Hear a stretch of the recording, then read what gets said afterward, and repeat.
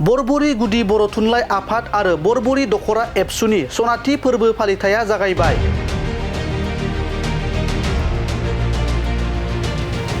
सानथामनि मेहेरगोनां हाबाफारिनि गेजेरजों दिनैनिफ्राय बरबुरी गुदि बर' थुनलाइ आफाद आरो बरबुरी दखरा एबसुनि सनाथि फोरबो फालिथाया जागायबाय।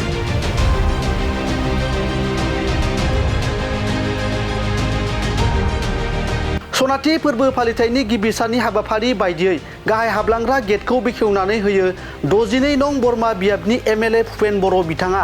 सायनासालिखौ बेखेवनानै होयो बारग' एमसिएलए आथिखाल मुसलपुर टिसिएलसिसिनि मासिगिरि अनसुमै खुंगुर बर' बिथाङा। थान्दै नब्लांखौ बेखेवनानै होयो मावफुं सोद्रोमा आगस्टुस दिग्गा बिथाङा।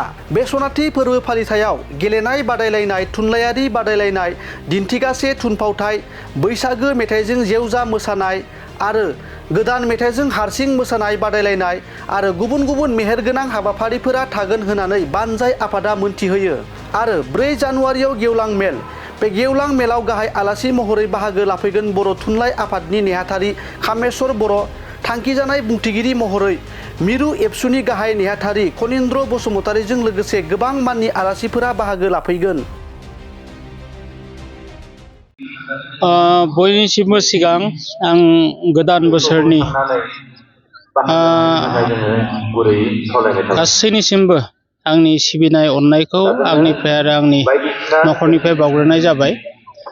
नोंथांमोना मोनथिगौ दिनै 2026 मायथाइनि 2 जानुवारि आरो दिनैनिफ्राय बरबुरी गुदि थुनलाइ आफाद आरो बरबुरी दखरा दुलाराय बर' फरायसा आफादनि सनाथि फोरबो फालिथाय बोसोरारि जथुम्मा। आरो बे बोसोरारि जथुम्मायाव दिनैनि गिबि सानाव जों गोबां सायनासालि बेखेवनाय, गुबै हाबलां बेखेवनाय, जामुंसालि बेखेवनाय बेफोरबायदि हाबाफारिया दंमोन। आरो आं गिबिसिनथाराव दिनै बे बोसोरसालिया जथुम्मानि आफादगिरि बानजाय आफादनि आफादगिरि जानानै गिबिसिनथाराव आङो मेइन गेटखौ बेखेवनो सुबिदा आंनो खाबु होदोंमोन। आरो इनायनो गोजोननाय मोनदों आं दिनै गिबि जितु मेइन गेट, बे मेइन गेटखौ आं बेखेवखांबाय आरो बेखेवनानै बिदिनो फारि फारियै जि हाबाफारि दिनैनि सानसेनि हाबाफारि दं बे हाबाफारिखौ जों मावनो आखायाव लादों। दामानि जों गासैबो जिफोर मावनो गोनां हाबाफारिमोन बे हाबाफारिखौ जों फोजोबबाय होननानै बुंनांगोन। आरो जों दान्दिसे उनावनो जों काबादि खेला, भलिबल खेला बेफोरबायदिखौ जों बेखेवगोन। आरो बेनिबो जों बेखेवगिरिफोरखौ लिंहरदों।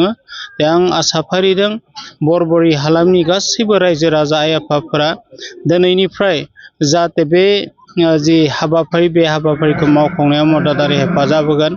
आरो बर' थुनलाइ आफाद आरो बर' दुलाराय बर' फरायसा आफादनि जि 50 बोसोर सनाथि फोरबो फालिथाय बे फालिथायखौ मोजाङै खुंफुंगोन।